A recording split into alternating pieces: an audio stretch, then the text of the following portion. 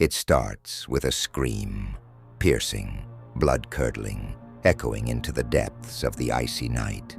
There are few places in the world where sound travels quite like it does in the Brussels Central Station, its haunting acoustics amplifying everything, even fear. But what could be more terrifying than an unanswered scream in a nearly deserted station? Let me take you inside this chilling mystery, because I promise it only gets darker. Welcome back to the Nightside Archive, a place where shadows unravel stories better left forgotten.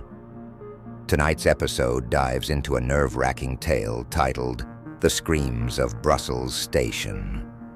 It is not folklore, nor is it a tale to lull you to sleep.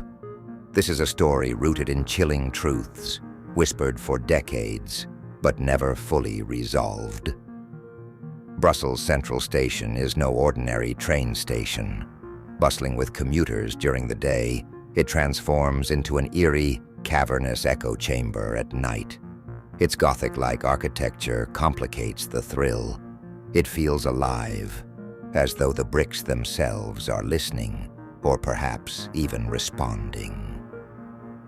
But the story lurking behind its cold walls begins on November 13th, 1983.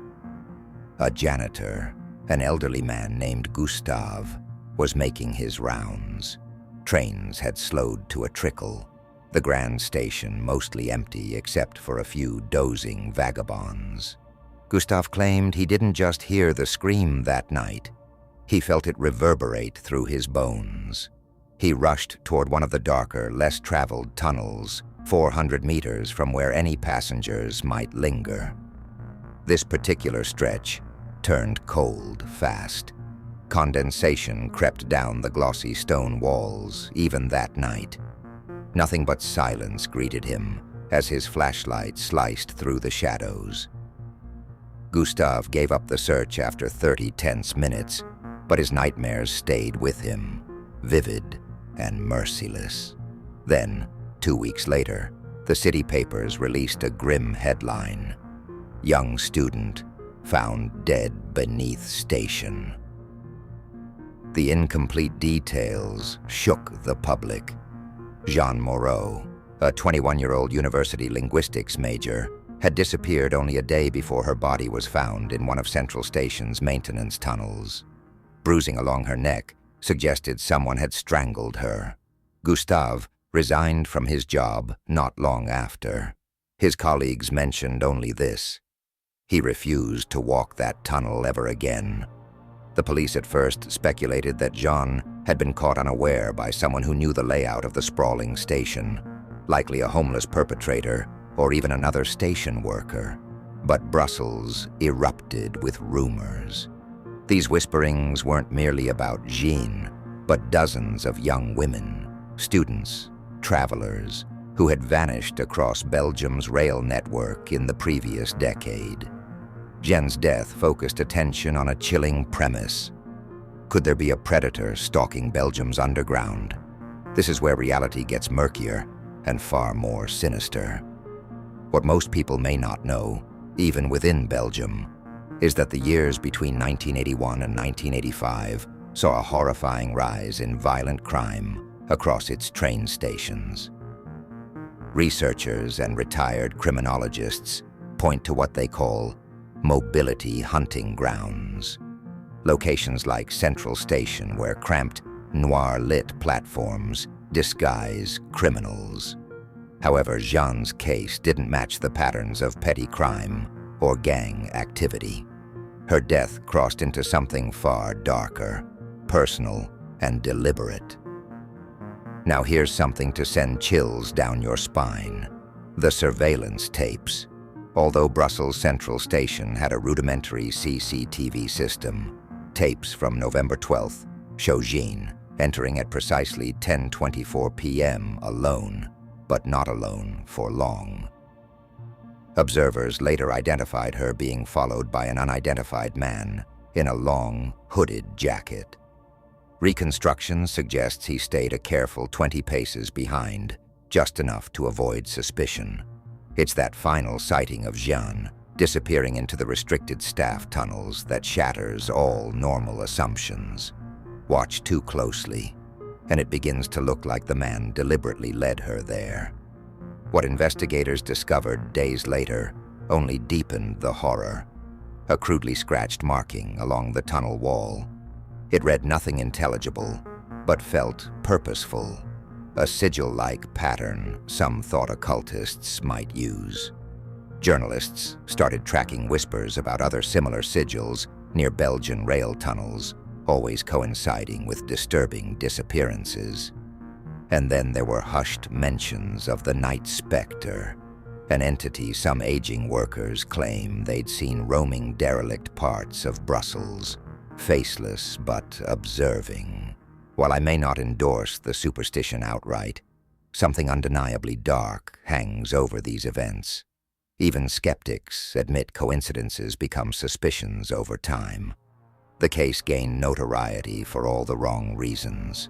Police interrogated locals relentlessly, but found no lead concrete enough to bring charges. Jean's grieving family carried on their private investigation, even hiring psychic mediums. Yes, mediums, desperate for answers. The mediums claimed they sensed residual energy heavily concentrated under the station, akin to regretful violence. But what made this all even eerier was that 2 more disappearances happened over the next 6 months. Though their circumstances differed slightly, they involved young women last seen at, you guessed it, Central Station. To this day, visitors claim an oppressive energy haunts that side of the station. A tourist from Italy described what she called phantom wailing near platform 13. A blogger last year documented seeing shadowy figures during a private late-night tour given to art students, the station doubling as both a cathedral of transport and haunting secrets. Its legacy grows darker every decade. Then brace yourself for the lingering mystery, Gustave. Later interviews reveal that Gustave, the janitor, believed in something greater than human malice. He always hinted he wasn't scared of people anymore. But it. Local rumor suggested his hair turned fully white within months of walking away from his station duties. What could it possibly mean? That remains open interpretation.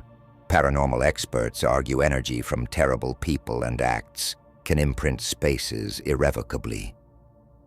Combine that with Belgium's distant history of pagan rites amidst its oak forests, and we find echoes inexplicable, yet strong enough to stain eras.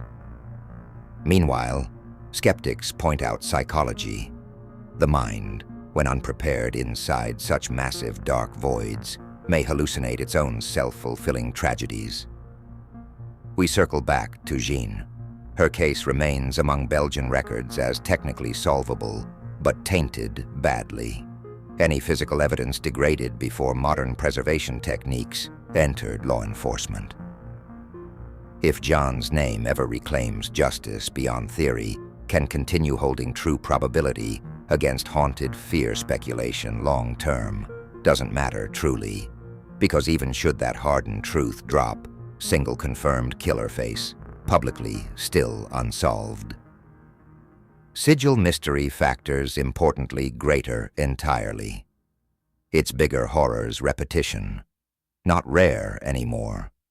Absolutely larger repeatable patterns, cycles, life cycle urban myth, murder hazards, cases, atmospheric death energy signatures, theoretical localized volatility vortex, now surrounded uncontrollably morphing unexplained life's full-out terror pattern.